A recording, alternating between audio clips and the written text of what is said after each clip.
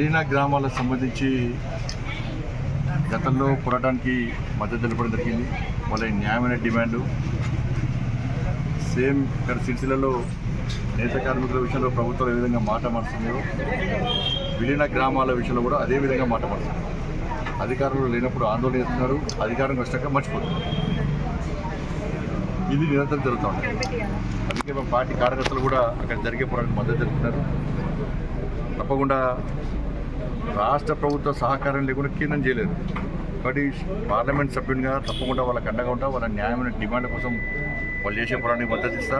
వాళ్ళ భాగస్వామ్యత నా వంతయ్యే సహకారాన్ని తప్పకుండా నేను చేయడానికి సిద్ధంగా. వాళ్ళకి న్యాయమైన డిమాండ్ ఉన్న ఆస్తిపాస్తులు నమ్ముకొని సెంటిమెంట్ పక్క పెట్టి వాళ్ళు ఇప్పటి కూడా ఇబ్బంది పడే పరిస్థితి ఉంది కాబట్టి అది తప్పకుండా చేయాల్సిన బాధ్యత ఉంది, చేయాల్సిన అవసరం కూడా ఉంది.